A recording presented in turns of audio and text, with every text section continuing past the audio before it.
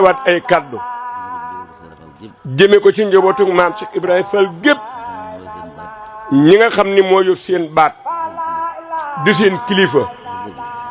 dafa bëgg xew-xewi àddina yii xam naa yi ci gën a wér nag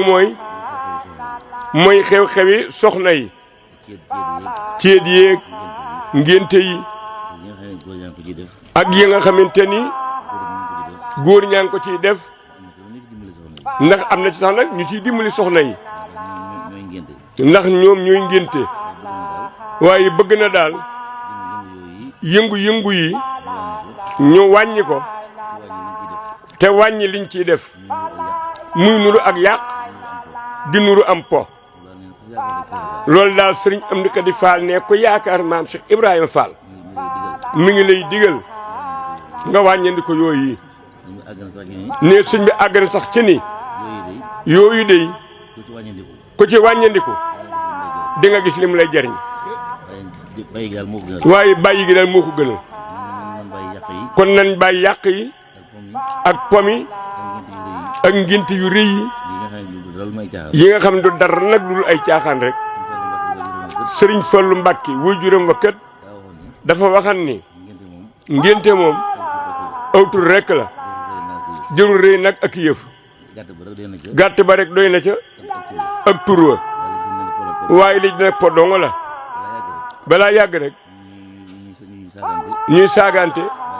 mbaa ñuy weeroonte te loolu amul njariñ sëriñ bi daal nee na ku ci yaakaar ku sa yaakaar ne ci maam Cheikh Ibrahima Fall te baatub Sëriñ Amdi Khady Fall di sa baat ngay jële ci moom njariñ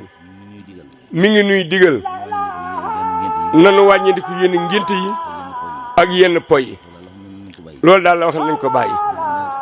nee na ku ko ci bàyyi nag la muy jariñ di nga ci teg sa bët kon digal laa ngi noonu ak ndeyale yi nee na ndeyale yi nag ci la wax ni koo xam ni ndeyaleegoo bul ndeyale ku ñu sédd nag ab cër nee na te jutoo koo delloo nga delloo cër ba nga delloo ko te bul jëlaat ba ni cër nag jërëjëf mu ngoog jërëjëf nee na sëñ Amdi Khady Fall nee na li muy wax ñor na ko lool nee na li may wax kat ñor na ma lool te ku ko ci def li muy jariñ di nga ko gis bu wér kon lor ja yàlla nanu teggi te nu dajeeg njariñ yi waaye nan def li mu bëgg nag nanu bàyyi ngénte yi ak pomi ak caaxaan yi loolu daa diglewu ko te kon nag digal laa ngo waaw ne du njariñ te jëmul fenn te ak yàq dong la bëgg na lu baax rek moo tax mënu koy digal kon na ci ñëpp góorgóorlu te maasa ci muy góor mu jigéen jërë ngeen jëf waaw amin amin amin amin amin